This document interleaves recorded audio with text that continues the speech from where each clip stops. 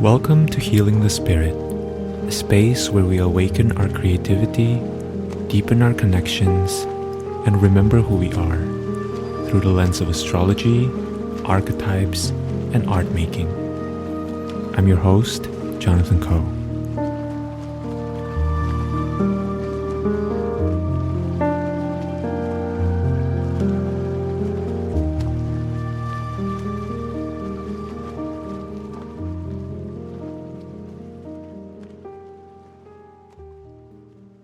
Hello everyone, welcome to Healing the Spirit and welcome to this episode. I first and foremost want to thank you for being here. Thank you for being present, for your energy, for your time, for your intention. It really means a lot to be creating this work with you because the work goes beyond what I am sharing. It goes beyond the words that I'm speaking here. I'm really sitting here allowing this energy to move through me, the messages and the insights. And also, you on the receiving end, you are the ones taking this in and then allowing it to transform how you show up in your reality.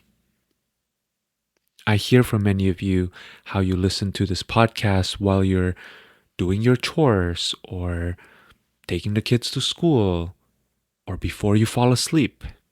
Or some of you listen to this while you're creating your art. And I want us to pay attention to the ways that being here really shifts our energies. The offering here is really presence. The offering here is really awareness and consciousness.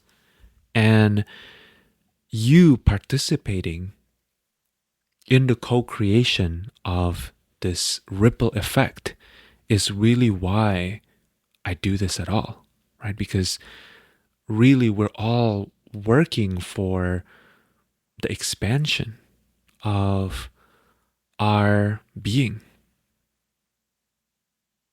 the expansion of our human experience and our beyond human experience. And I know there's a lot of conversations nowadays about technology and the ways that technology or this question of where technology is leading us into, that's bringing a lot of tension, bringing a lot of polarities.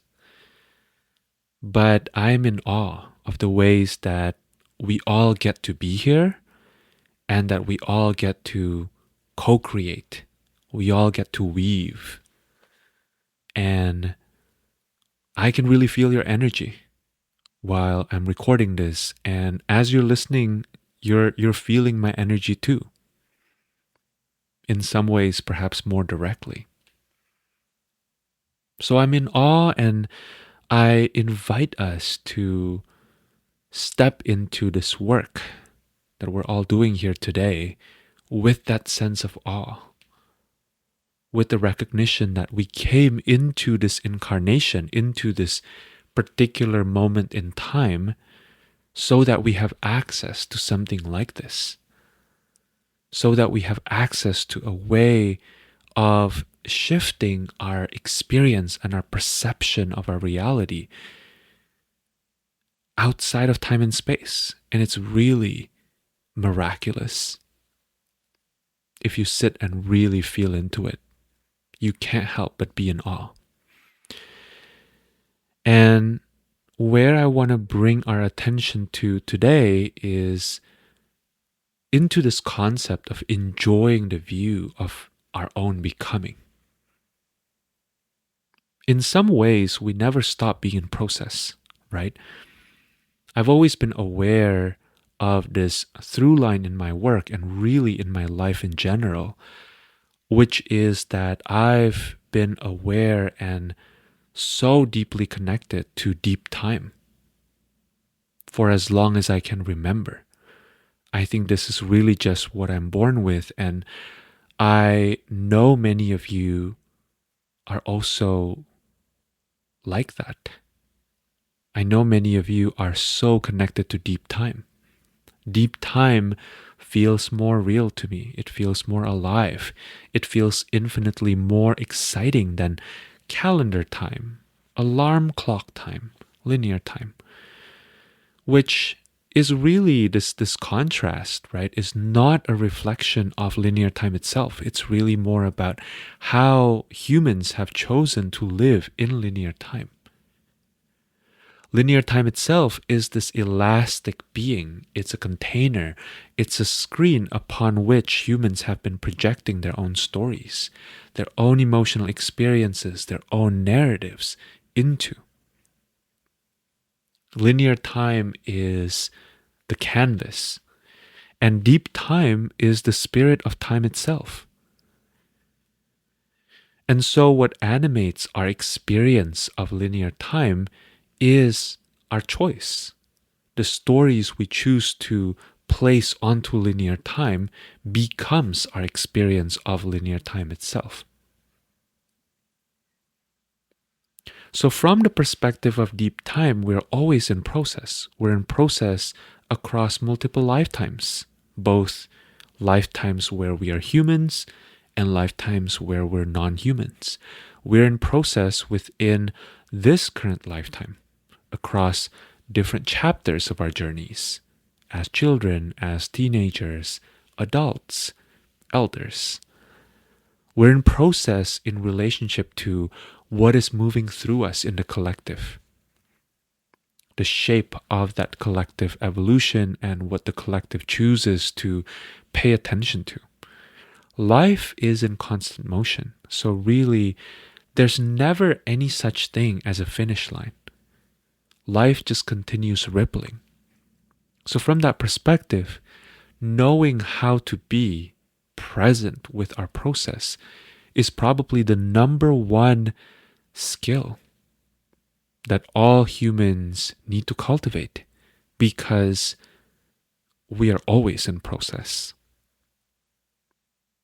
It's like breathing, right? Life, in many ways, is like music. Because when you think about it, music never starts and music never ends. When you listen to a song, it kind of emerges out of silence and then eventually fades into silence. And silence itself is its own kind of music. Silence itself is part of that music, that sonic garden. And so, just like sound, life is always rippling in all directions. We have this experience as humans of being impatient, of being frustrated, feeling disappointed by the results we're seeing, by the results we're not seeing. And usually all of that is directed by a conditioned mental calculation around this is how much I've put in, so this is how much I should be getting back. And all of this is a very real human experience that are accompanied by emotions. And acknowledging, allowing the emotions to be real, I think is extremely helpful, right? So much of the pain we can experience around our own processes, the fears, the angers, the frustrations, so much of that is really amplified by rejecting our human emotions. And I think there's space to create a bridge here, to allow our deep time self and to allow our linear time self to not feel like they have to cancel each other out. This is something we see in relationships, right? Where maybe you really deeply love your friend, but they don't text you back the way you would like them to. And that frustrates you. And you then have this experience of simultaneously feeling deep, abiding love for the person and for the friendship. And then also, your current experience is this scratchy sensation of frustration. And giving ourselves permission to experience both ends of the spectrum is so beautiful. And really, the ultimate permission slip is the recognition that if reality holds space for both of these experiences, we get to have both of them. Full stop. And any man made stories that we put on around what experiences are allowed and what experiences are not allowed, they mean nothing, really. It's part of human nature to experience the both and. It's part of who we truly are. So then why is it so hard to allow this experience of both and? Why is it so hard to be in that state of allowing around our infinite self? Always in dance with reality, always in process and ecstatically coming together and coming apart. Why is it so hard to just let the experience happen with no additional extraneous story imposed upon it? Why is it so hard to just exist without the man-made judgment of good and bad? So this past week, I was experiencing a lot of stuckness around doing something that I love tremendously. I've been in this 10-month voice teacher training with Marissa Michelson, who has been on the podcast a couple times, and you can go back to the archive and listen to my amazing conversations with Marissa. And this voice teacher training, oh my goodness, it's been so massively healing and illuminating on all levels for me. And I'm meeting this new version of myself who is creating space for other people to feel seen through the expressions of their singing, of their speaking, of their being. And we're currently in this final stretch of the training. We're in this final stretch, and Marissa extended this invitation for us to start teaching people who aren't in the community, people who aren't already familiar with the work. And I found myself frozen. I found myself dragging my feet, reaching out to people who already told me they were interested in experiencing this work. And I had to really go deep into myself on all levels to kind of really comprehend what is going on here. Because truth be told, during the training, I never had issues volunteering to share this work with other trainees. I was excited even, but something was really holding me back from the act of allowing myself to come out and to radiate, to share this work in a deep way with others who I know conceptually will not only experience deeper levels of themselves, but will really enjoy the process. And I realized at some point, I went really deep into myself and what are these stories, right, that are kind of in the way of me allowing. And I realized this is part of my journey within this lifetime. I was born knowing, not just feeling, but really knowing that I'm an artist, I'm a musician, I'm a creative. And yet being in that state of allowing myself to share my gifts fully and being seen fully as a creative, that's felt incredibly challenging for me on all levels. It's also felt like an incredibly long process. And now the truth is, from the perspective of deep time, I know this is not a quote real experience, right? Yes, the journey feels challenging to me, but from the perspective of deep time, nothing is inherently challenging or easeful. Everything just is. Everything is just moving at its own pace. Any labels that I put on it they're really my own labels. The journey feels long to me, but from the perspective of deep time, it just takes whatever time it takes. And reminding myself of that and recognizing that has been really liberating. And I use that not to dismiss my own experience, not to dismiss any emotions that are currently rippling through my system, but to recognize that my feelings is just one layer of the experience. My feelings is one among many different lenses through which I can understand, through which I can conceptualize my experiences. And so it's actually the contrary of dismissing my experiences, right? It's an invitation to lean in and to get really curious about that lens, about these emotions.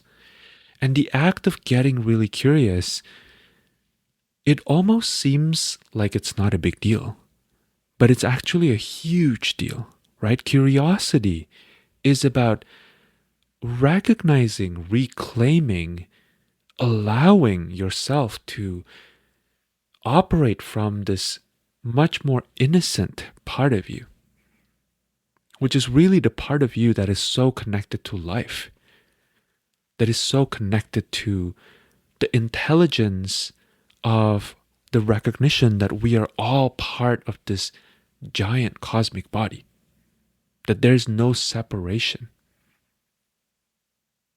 Curiosity is a byproduct of aligning with the greater flow of energy that's always available to us, like a river. Some people would call that trickster, and I do agree, but I also feel like that's just life, you know?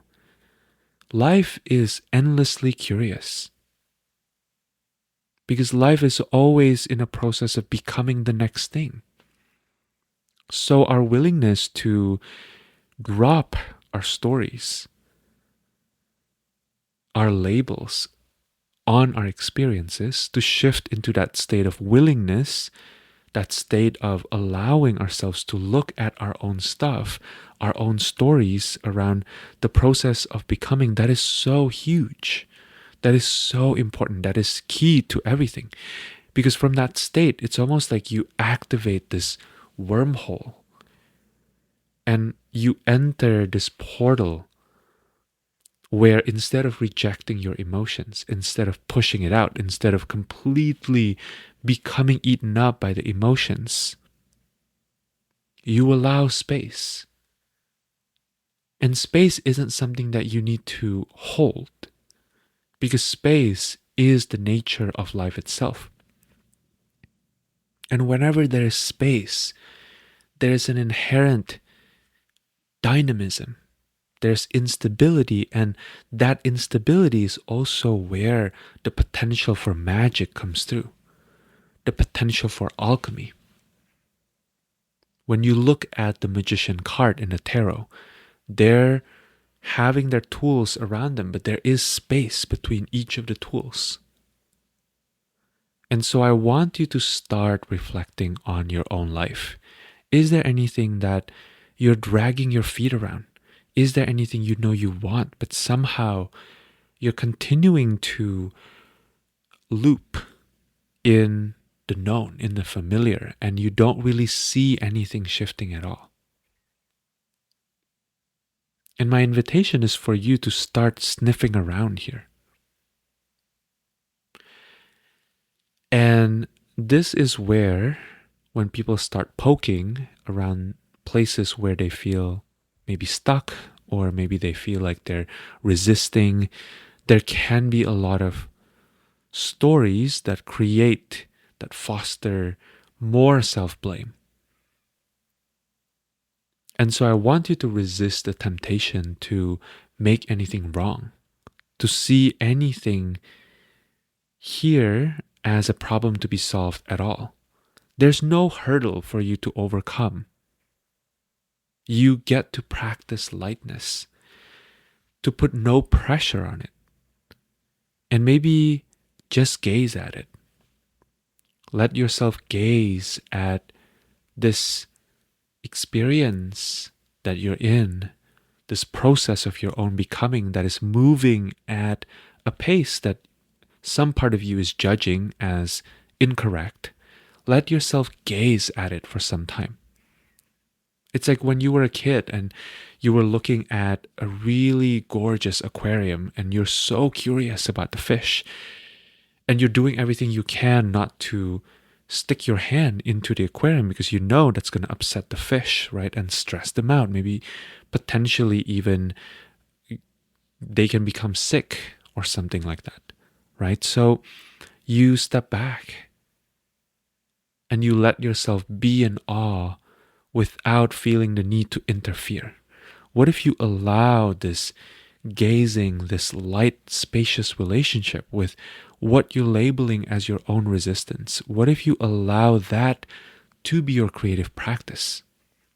It is a creative practice to learn to enjoy the view of your own becoming. What if you allow yourself to have your own experience, to feel yourself and your own patterns so deeply, to be such an apprentice of your own process, and to allow yourself to be observing it with such devotion and intensity that the need to actively try to change anything at all just dissipates. It becomes completely irrelevant. That is what the mystics and the wise sages across the ages call presence. Presence is you being so engaged, so involved, so completely right there at the heart of it, that the thought of shifting it doesn't even exist anymore. You're just there with it, with your own process, yes, of course, but also your own process as a metaphor, as a fractal of the process of becoming of the entire cosmos. I really want you to practice that. And if you feel like sharing your experience, I really want to hear about it.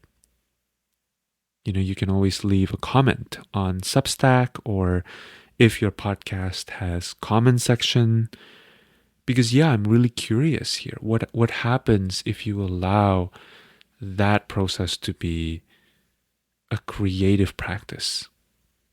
Because attention creates something, right? Wherever you put your attention to, there your energy goes.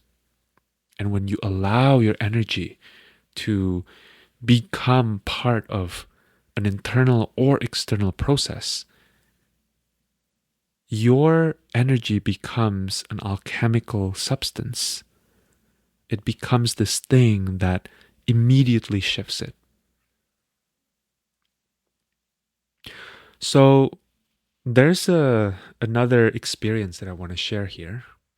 I had this experience of coming across this video on social media, and this video really made me feel something, and it was so visceral in my being. And usually, my default is to go into the comments section to start reading what everybody else is writing and thinking about it. And because I'm in this practice of fully being in my own experience, I notice an awareness arising within me that somehow reading other people's comments and their stories, their experiences, that's really just going to take me out of my own experience. And I became aware in that moment that jumping in and seeing the rest of the conversation is a way for me to, in a way, sever myself from the experience I'm currently having. Sever myself from the intensity of the feeling that's arising. And that was one big aha moment for me. It was mundane, but it was deep and profound. And I'm sharing that with you because I think this is important. Your life is really your ultimate training ground as a mystic, as a person walking their spiritual path, as an initiate to life itself. Because the more you are in your experience, the more you will notice these moments that you try to leave your experience. Can you be with your own thoughts? Can you be with your own emotions? Can you be with your own sensations in this moment and nowhere else? All right. I hope that you're taking something away from this contemplation and this conversation that we're having. And I hope that you are able to really translate this into your own life, into your own experience, and make it relevant for you. Turn it into something that can initiate and cultivate your own inner wisdom. And as always, for those of you who would like to go deeper into this work, I'm available to work one-on-one, and that space is really such a juicy space. It's such an honor to be part of your unfolding, to be, really sitting on the front row of your process in such an intimate way. If that sounds exciting, I invite you to reach out in the link below. We can begin the conversation of what is most supportive to you at this time. Maybe it's a single session or it's a longer term ongoing guidance, it all really depends on where you're at and your goals, really. And I'm also currently building a course on creativity coming up this summer, specifically for people who are interested in more fully claiming their artists, their creative selves, that part of them that really craves the experience of continuing to return over and over and over again to a creative practice and expressing themselves. And we'll be doing that by beginning a creative practice that's new to you or recommitting to the one you've already had. So if that sounds exciting to you, if that sounds like how you want to spend your summer, I encourage you to join the waitlist. And speaking of waitlist, one more thing I'll add is I'm also starting a waitlist for those who would like to explore their voices with me one-on-one. As I'm completing this training, I'll also start working with a few folks who are curious about exploring their voice in a way that really honors the truth of their entire being, their physical, emotional, spiritual bodies. And I am envisioning that some of this work will begin over the summer and will really kind of go deeper in the fall. So yeah, there's also that. If you are interested, you can sign up to be on the list for when I make this offering available. And lastly, I'm also encouraging you, if you would like to support the podcast financially, to become a paid subscriber to the Substack. We have bonus episodes. You get access to my writings, so it's really good stuff. Okay, sending you all so much love, and I will see you again so very soon. Take care, everyone.